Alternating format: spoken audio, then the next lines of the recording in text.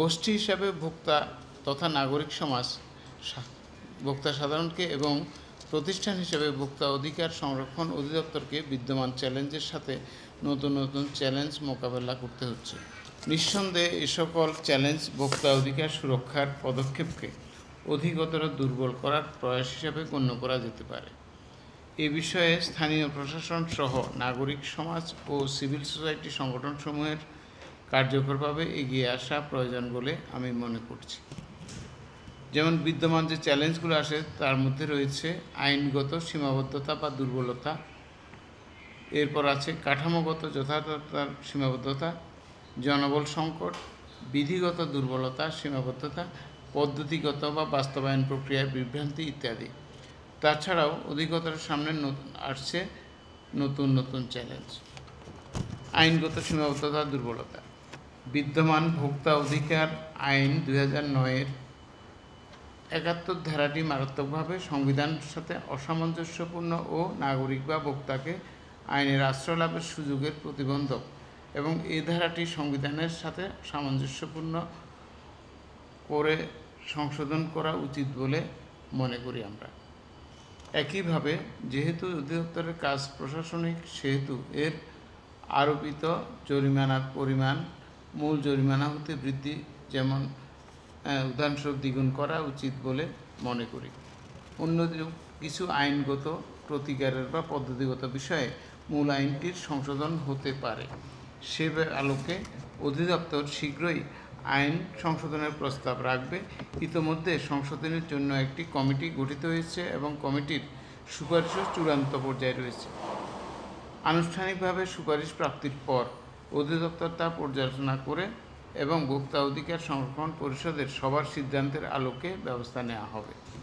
আইনগত বিষয়ে আমাদের এখন গৃহীত পদক্ষেপ। আজই বলে রাখি যে এই আইনের বিষয়ে আইনের কমিটির সাথে আমরা বসেছিলাম। অনেকগুলা চূড়ান্ত সুপারিশ আমরা প্রায় ধরেন 60% বলতে পারি, তাই না, আমরা করতে পেরেছি।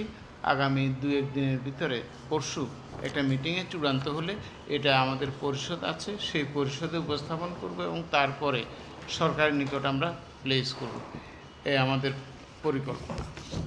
কাঠামোগত যথার্থতা বা সীমাবদ্ধতা। অধিদপ্তরের কাঠামোগত বিষয়ে মহাপরিচালক হিসাবে আমার ব্যক্তিগত পর্যবেক্ষণ এই যে বিদ্যমান কাঠামোটি যথাযথ নয়। জনবল কাঠামো ও বিন্যাসে উল্লেখযোগ্য ত্রুটি লক্ষ্য করা যায়, যেমন সিটি কর্পোরেশন বা জেলা সদরের পৌরসভার জন্যে বা জেলার আয়তন অনুযায়ী তা পুনর্বিন্যাস অত্যন্ত যুক্তিসঙ্গত এবং অচিরেই তা করা উচিত। অধিদপ্তর তা নিয়ে সিরিয়াসলি ভাবছে। অর্থাৎ এই বিষয়ে আমাদের বক্তব্য হলো, একটা 4টা বা 5টা উপজেলার জেলাতেও একজন সহকারী পরিচালক, আবার 16টা উপজেলার জেলাতেও একজন মাত্র সহকারী পরিচালক। আমরা মনে করি এটাকে পুনর্বিন্যাস করা উচিত। বিশেষ করে আমি ব্যক্তিগতভাবে মনে করি 3টা জেলা বা 4টা উপজেলার জন্য যে পরিমাণ জনবল, 16টা উপজেলার জন্য একই জনবল নিয়ে আমরা কাজ সমানভাবে করতে পারবো না। এটা একটা আমাদের সীমাবদ্ধতা, আমরা এটাও নিয়ে সিরিয়াসলি ভাবছি। জনবল সংকট। বিদ্যমান জনবল কাঠামো অনুযায়ী জনবল নেই। অনুমোদিত 366 জন জনবলের মধ্যে বর্তমানে মাত্র 209 জন জনবল কাজ করছে এবং 157 জন জনবলের পদ শূন্য রয়েছে। বিশেষ করে সহকারী পরিচালকের 24টি পদ প্রায় 2 বছর যাবৎ শূন্য রয়েছে। এর মধ্যে 19টি জেলা এখন আমাদের ভ্যাকেন্ট।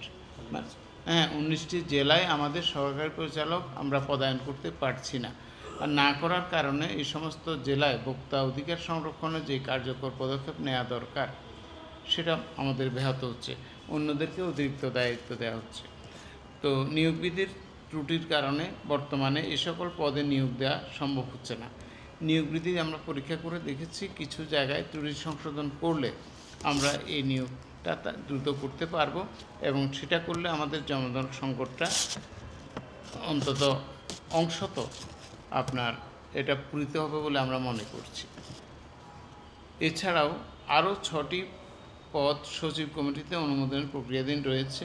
পূর্বের বর্ণনা মতো জনবল কাঠামোতে দ্রুত পরিবর্তন না আনলে অধিদপ্তরের কার্য পরিচালনায় মারাত্মক বিঘ্ন সৃষ্টি হবে বলে মনে করছি। এ সকল বিষয়ে দ্রুত ব্যবস্থা গ্রহণ আবশ্যক বলে আমরা মনে করছি। বিধিগত দুর্বলতা ও সীমাবদ্ধতা, এখানে আমার নিকট নিয়োগ বিধি দুর্বলতা বা সীমাবদ্ধতা পরিলক্ষিত হয়েছে, যার ফলে পদোন্নতি প্রক্রিয়াটি পেন্ডিং আছে। আগে যেটা বলছিলাম, আমাদের নিয়োগ বিধিতে যেভাবে আছে, যেমন উদাহরণস্বরূপ আমাদের সহকারী পরিচালক নিয়োগে নবম গ্রেডে আমরা নবম গ্রেডের একজন ক্যাডার সার্ভিস অফিসারকে যেই শর্তে নিয়োগ দিয়ে থাকি, তার অতিরিক্ত একটা বিষয় ছিল কম্পিউটার লিটারেসি। কিন্তু এর কারণে এখন আপনার নন ক্যাডার পদে নিয়োগ দেওয়ার ক্ষেত্রে ক্যাডার পদের বিজ্ঞাপনে ওটা উল্লেখ না থাকায় পিএসসির পক্ষে আমাদের জন্য প্রয়োজনীয় জনবল সরবরাহ করা সম্ভব হচ্ছে না। অন্যদিকে এই নিয়োগ বিধি সংশোধনের জন্যে আমরা ইতিমধ্যে সরকারের নিকট প্রস্তাব প্রেরণ করেছি, কিন্তু আমরা যত দ্রুত সেই প্রস্তাব অনুমোদন হবে তত দ্রুত আমরা পিএসসির মাধ্যমে বা ভিন্নভাবে হলেও নিয়োগ সম্পন্ন করতে পারবো বলে মনে করছি। ফলে এই একটা দুর্বলতা এখনও আমরা ফিল করছি। পদ্ধতিগত বা বাস্তবায়ন প্রক্রিয়ার বিভ্রান্তি। বাস্তবতাতে আমরা দেখি দৈনন্দিন সাধারণ ভোগ্যপণ্যের বাইরে, যেমন শিক্ষা সামগ্রী, হোটেল রেস্তোরাঁর খাদ্য পরিবেশনার মান ও স্বাস্থ্যগত বিষয়, বেসরকারি চিকিৎসা ব্যবস্থা, সরকারি অনুমোদন, মোবাইল সেবা, অফিস দপ্তর বা দোকানপাট ও ঘর অভ্যন্তরীণ সজ্জা, বিবিধ ইলেকট্রনিক পণ্য সেবা, ই পরিকাঠামোর মাধ্যমে প্রদত্ত নানা পণ্য সরবরাহ প্রভৃতি ক্ষেত্রে অধিদপ্তর ছাড়াও একাধিক ব্যবস্থাপনা ও পদ্ধতিগত এবং আইন প্রয়োগকারী এজেন্সি আছে। এতৎসত্ত্বেও অনেক ক্ষেত্রে সংশ্লিষ্ট ভোক্তাগণ প্রতিকার চেয়ে অধিদপ্তরেই অভিযোগ করে থাকেন। তৎসত্ত্বেও এবং অধিদপ্তর ভোক্তাদের প্রতিকার দেওয়ার চেষ্টা করছে। তাতে মনে হয় সংশ্লিষ্ট প্রতিষ্ঠানসমূহের বিষয়ে ভোক্তাদের অসন্তুষ্টি রয়েছে বা যুক্তিসঙ্গত নয় মনে করছে। এর ফলে কিছুটা আমাদের প্রায়োগিক ক্ষেত্রে বিভ্রান্তি সৃষ্টি হয় যে এটা কোন কর্তৃপক্ষ আসলে করবে। যেমন ঔষধ প্রশাসন আছে এবং স্বাস্থ্য পরিষেবা অধিদপ্তর আছে, তাইলে স্বাস্থ্যগত বিষয়ে বা বেসরকারি যে সমস্ত স্বাস্থ্যসেবা দেওয়া হয় আমাদের কাছে প্রায় অভিযোগ আসে, মেডিসিনের বিক্রেতা বা ইত্যাদি সম্পর্কে প্রায় অভিযোগ আসে। আমাদের সেই ক্ষেত্রে আমরা জুরিডিকশনাল একটা বিষয়ে বিভ্রান্তি আমাদের মধ্যে এখনও কাজ করছে। আমরা এটা ভবিষ্যতে কাটিয়ে ওঠার চেষ্টা করব। এবং বেসরকারি চিকিৎসা সেবায় আমাদের আইনে বলা আছে আমরা শুধু তদন্ত করে ত্রুটিগুলা চিকিৎসা বিভাগকে জানাবো, আমরা নিজেরা কোনো ব্যবস্থা নিতে পারবো না, এটা বলা আছে। ফলে আইনগত এই সীমাবদ্ধতা বা ইত্যাদি ক্ষেত্রে ভোক্তাদেরকে অধিকতর সংশ্লিষ্ট স্বাস্থ্যসেবার ক্ষেত্রে সেবা প্রদানে আমরা মনে করছি যে এটা দূরীভূত হওয়া দরকার, এটা সুনির্দিষ্ট হওয়া দরকার।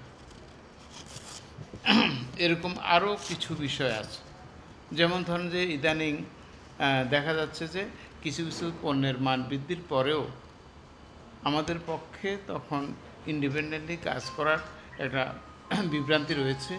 যেমন চালের মূল্য বৃদ্ধি, এটা বিগত সপ্তাহে চালের মূল্য বৃদ্ধি পাচ্ছে এবং এখানে উপজেলাতে খাদ্য কর্মকর্তা আছেন, জেলাতে আছেন, আপনার প্রশাসন আছে, তথাপি এই মূল্যটা বৃদ্ধির ক্ষেত্রে মানুষ বা ভোক্তারা কেন ভোগান্তিতে বা এতে আছেন এটা নিয়ে একটা বিভ্রান্তি আছে। আমরা চেষ্টা করছি যে কিভাবে এই সেবাটাকে ভোক্তাদের নাগালে আনা যেতে পারে যথাযথভাবে এবং যুক্তিসঙ্গতভাবে। সেক্ষেত্রে আমরা অনেকগুলা আপনার খাদ্যপণ্যের বিশেষ করে আমরা মতামত পেয়েছি, সেটা এখানে উল্লেখ আছে, এটা বিষয়ে বলবো। সাম্প্রতিক আর চ্যালেঞ্জ এবং নতুন নতুন চ্যালেঞ্জসমূহের মধ্যে রয়েছে ভোক্তা অধিকারকে অবজ্ঞা ও অধিকার লঙ্ঘনের সংস্কৃতির ব্যাপ্তি ও বিস্তৃতি। এটা আমাদের সম্প্রতি আমরা লক্ষ্য করেছি। যেমন আপনারাও জানেন যে সম্প্রতি রাজবাড়িতে আমাদের ভোক্তা অধিকারের কাজ করতে গিয়ে আমাদের সহকারী পরিচালক অফিস আপনার আক্রমণের সম্মুখীন হয়েছে এবং অভিযোগকারী একজন ভদ্রমহিলা ছিলেন, তিনিও আক্রমণের সম্মুখীন হয়েছে। তো এরকম যদি প্রবণতা হয় তাহলে ভোক্তা অধিকার সংরক্ষণ করা আমাদের জন্য নতুন নতুন চ্যালেঞ্জ। আমরা মনে করি যে এই ক্ষেত্রে যে আমরা আছি, আপনার কনজিউমার্স অ্যাসোসিয়েশন আছে, সাধারণ পাবলিক আছেন, এবং ভোক্তারা তো সবাই নাগরিক সংগঠনগুলোকেও এ বিষয়ে আমরা শুনতে চাই যে এগুলোকে আমরা কিভাবে মোকাবেলা করব। আপনার এটা বলছি, ভোক্তাদের অধিকার সুরক্ষায় অধিদপ্তরের কর্মচারীরা কতখানি আন্তরিক ও নিবেদিত থাকবেন তা এই দুটো ঘটনার রাষ্ট্রিক ও সামাজিক প্রতিক্রিয়ার সাথে